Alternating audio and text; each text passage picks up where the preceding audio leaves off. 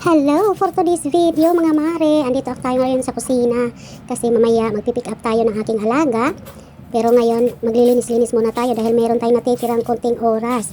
Lalabhan ko lang to kasi ipupunas ko sa mga bote ng sausawan kasi ang tagal na talagang hindi ko ito napupunasan at ang lagkit-lagkit na. So alam nyo ba na meron tayong kababayan dito sa Hong Kong na nagre-reklamo na yung amo daw niya tinupak at pinapupunasan daw yung mga bote ng mga sausawan.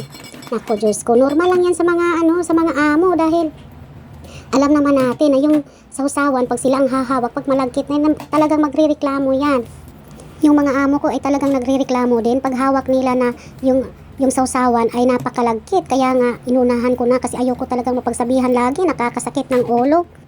Yung mga inchi kasi napakahilig ng sausawan. Ito, kokonti lang yung nakikita nyo pero marami pa dun sa ref, nilalagay namin.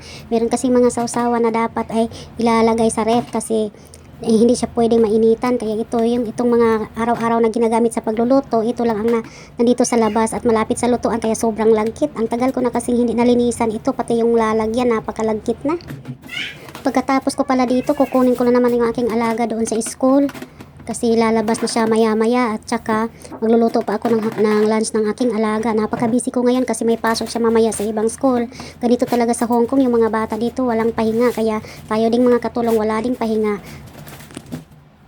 Alam nyo ba na sa dami naming sausawan dito ay hindi ko alam kung paano ito gamitin at kung saan o anong ulam. Kasi hindi pa rin ako nagluluto hanggang ngayon. Kung magluluto man ako, kailangan nandun yung mama ni amo kasi hindi talaga ako marunong magluto at hindi ko alam kung ano ang purpose ng mga sausawang ito.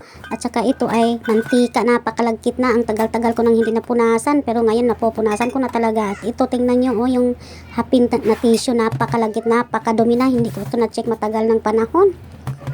Minsan nahihiya na ako sa amo ko dahil lagi niyang pinagsasabi sa mga kaibigan niya na ang linis-linis daw ng bahay niya dahil lagi daw akong naglilinis pero hindi niya alam meron palang mga nakatagong mga ganito dito sa bahay niya.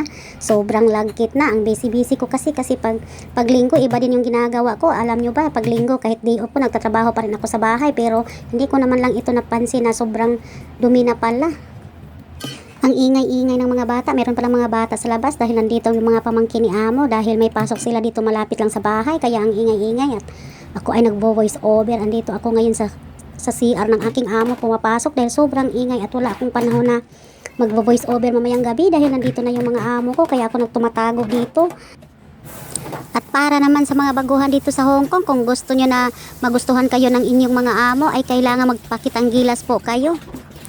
Kahit pagod na pagod ka na ay huwag kang susuko dahil ganyan talaga pag baguhan tayo. Yung mga matagal na dito hindi din biro ang pinagdaanan nila bago sila umabot sa ganun katagal ng kanilang mga amo. Alam naman natin dito sa Hong Kong na yung mga Chinese ayaw magsayang ng mga oras kaya tayo kahit pagod ay todo pa rin yung trabaho. Sa kakadaldal natin, malapit na pala akong matapos sa paglilinis ng mga bote na to. Shout out pala sa mga gusto magpunta dito sa Hong Kong at may mga tanong-tanong na hindi nyo kayang masagot. Pwede kayong mag-PM dito sa page at ating sasagutin. Meron naman tayong mga experience dahil marami na tayong mga kaibigan dito sa sobrang tagal na natin. Tumatanda na tayo dito. Siguro meron na tayong konting kaalaman. Yung sasagutin ko, yung mga alam ko lang yung sagot din dahil hindi naman tayo expert sa mga dito sa Hong Kong, pasikot-sikot. Pero pagdating sa pagkilatis ng amo, alam natin yan kung sinong mabait at sinong hindi. PM lang kayo at ating sasagutin yan mamaya. Maraming salamat.